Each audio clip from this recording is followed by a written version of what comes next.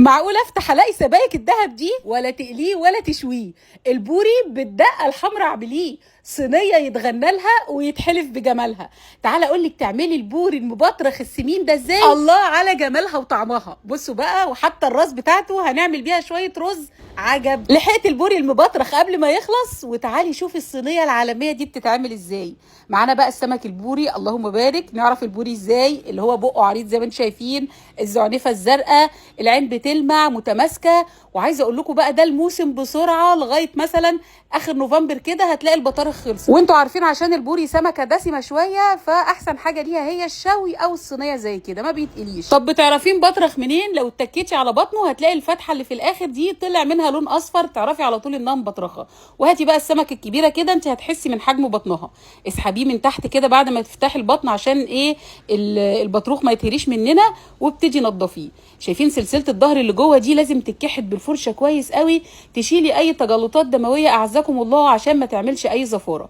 بصي السمكه التانيه كده هتفتحي بالراحه لغايه الفتحه بتاعته من تحت، واسحبي بقى البطروخ من تحت خالص عشان ما يتقطعش. طبعا الايام دي سمك البوري في عزه، يعني اللي عايز يعمل فسيخ يعمل ويدعي لي. بصوا السمكه الثالثه كان البطروخ لسه في بدايته شويه فلونه مبيض. بصوا بقى الجمال، الله على السمك البوري وعلى جماله وحلاوته بالطريقه دي بالدقه الحمراء يا جماعه. شايفين سمونيه السمك؟ هقصقص بقى الزعارف، هنضفه وهبتدي طبعا ايه اشيل القشر بتاعه من بره، هغسله بقى غسله محترمه. شايفين السمكه من جوه بيضه قشطه، لازم تغسليه كويس جدا جدا. يلا بقى نجهز الدقه الحمراء اللي بقولك عليها دي، هتودي الطعم في حته تانيه. معانا بصلايه واحده، نص قرن فلفل احمر، هنحط كمان فلفل حامي قرن واحد، و2 طماطمايه مع نص حزمه من الشبت او الكرفس، يا ده يا ده. الصراحه الاتنين طعمهم احلى من بعض في السمك. احط معلقتين من صلصه الطماطم الجاهزه، معلقتين كبار كده من الثوم المفروم، لاني هستخدم بقيه الدقه للرز يا جماعه. هعصر بقى عصير 3 ليمونات، وهبتدي احط توابل السمك المعروفه بتاعتنا، الكمون، الكزبره، الملح، الشطه، ورشه بسيطه كده من الزيت. هبتدي اقفل كده الكبه، وادي الدقه الحمراء الرهيبه اللي هتعملي بيها احلى سمك سنجاري في الفرن. هاخد بقى شويه كده معلقتين كبار من الدقه على الخضار اللي هحطه تحت ايه عشان السمك ما يتلسعش مني، وفي نفس الوقت كده الخضار ده بيبقى رهيب مع الرز عشان كمان السمكه تتطعم من تحت. رصيت السمك كده، عايزه تفتحيه من الظهر او من البطن عادي جدا.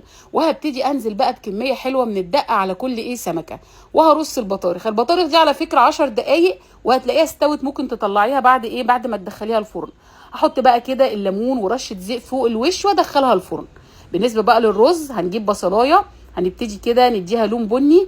والراس طبعا بتاعه البوري يعني انا الصراحه برميها، يعني هي ما فيهاش لحم كتير، بس جوزي قال لي يستحيل حطيها لي في الرز، والصراحه نشكره على الاقتراح ده، هي كانت فكرته وخلت الرز طعمه تحفه.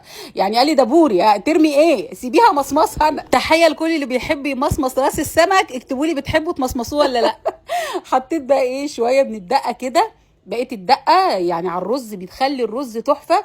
وظبطت الملح ورشه الكمون والفلفل الاسود وانا بقفل، وسبت الرز يتشرب. صينيه السمك سبتها على ساقه الفرن من تحت، اول ما لقيت السوائل نشفت كده رفعتها على الشبكه اللي فوق عشان تاخد لون. مش محتاج بقى تشغلي شوايه عشان ما تحمرش قوي معاكي، وعادي برده لو شغلتيه من فوق ومن تحت، اهم حاجه الفرن على اعلى درجه حراره.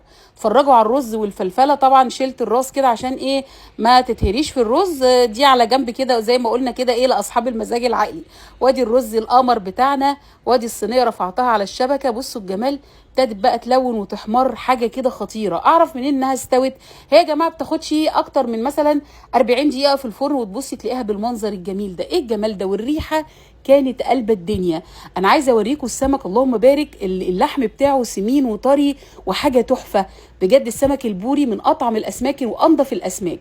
بصوا الجمال، بصوا السمونيه فوق حته اللحمه ازاي، خطير يا جماعه، خطير بجد، يستاهل وغني ومفيد جدا جدا. الحقوا بقى موسم البطارخ، ان شاء الله كده تلاقوا سمك ببطرخ زي العسل. حبايب قلبي جربوا صينيه البوري بالطريقه دي هتعجبكم قوي. من فضلكم صلوا على النبي في الكومنتات، اعملوا لي اجمل لايك. يا رب اللي تعمل لايك ان شاء الله تروح لسيدنا محمد عليه الصلاه والسلام السنه دي.